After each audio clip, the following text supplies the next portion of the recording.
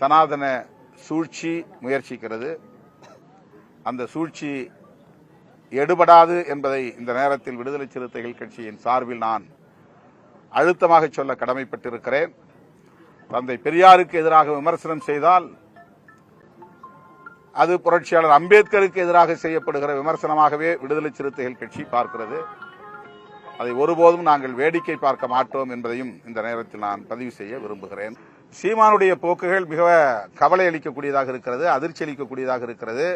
அவர் ஏன் இப்படி செயல்படுகிறார், இவ்வாறு பேசுகிறார் என்று விளங்கவில்லை. அவரை யார் இப்படி உசுப்பி விடுகிறார்கள் என்றும் தெரியவில்லை. அவருடைய போக்கு தமிழ்நாட்டு மக்களுக்கு நேர் எதிரானதாக இருக்கிறது. மிகவும் ஆபத்தான அரசியலை அவர் பேசுகிறார். அது அவருக்கும் நல்லதல்ல, தமிழ்நாட்டு மக்களுக்கும் நல்லதல்ல. அவரை பின்பற்றக்கூடிய தோழர்கள் மிக கவனமாக இவற்றை அணுக வேண்டும் என்று கேட்டுக்கொள்கிறேன். அதான் அவர் ஒரு உணர்ச்சி வயப்பட்ட நிலையில எல்லாவற்றையும் அணுகுகிறார். அவருடைய வாதம் 100 விழுக்காடு குதர்க்கவாதமாக இருக்கிறது. அதிலே எந்த விதமான ஒரு ஜனநாயக அணுகுமுறையும் இல்லை, கருத்தியல் சார்ந்த போக்கும் இல்லை, கவலை அளிக்கக்கூடியதாக இருக்கிறது. வேங்கை விவகாரத்துல வாக்கு அரசியலை மையப்படுத்தி இந்த விசாரணை நடத்தப்படுறதா பாக்குறீங்களா? ஏன்னா இப்போ ஒரு இவ்வளவு ஆண்டுகள் எடுத்துக்கொண்ட பிறகும் வாக்கு அரசியல்னாக்க தலித்துகளுக்கு தான் வாக்கு இருக்குது. அவர்கள் தான் கணிசமான வாக்காளர்கள். தமிழ்நாட்டில் தலித்துகள் மிகப்பெரிய வாக்காளர்கள். அதிலும் திமுக அரசுக்கு மிகப்பெரிய பங்களிப்பை செய்திருக்கிற ஒரு சமூகம். பாதிக்கப்பட்டவர்கள் தலித்துகள். ஆகவே இதை வாக்கு அரசியல் அடிப்படையிலே கையாளுகிறார்கள் என்று நான் பார்க்கவில்லை.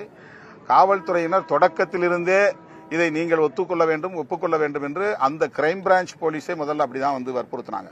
அது தெரிஞ்சுதான் நாங்க முதல்வருடைய கவனத்துக்கு கொண்டு போனோம். அதன் பிறகுதான் சிபிசிஐடி விசாரணை போடப்பட்டது. சிபிசிஐடி விசாரணையும் தனிப்பட்ட முறையில் இவர்களை அழைச்சிட்டு போய் இதை நீங்க செய்ததாகவே ஒத்துக்கொண்டா உங்களுக்கு நல்லது, ஒத்துக்கலனாக்க உங்களுக்கு பிரச்சனை வரும் அப்படின்னு ஒரு அச்சுறுத்தலை செய்தார்கள். அதையும் முதல்வருடைய கவனத்திற்கு நாங்கள் எடுத்துச் சென்றோம்.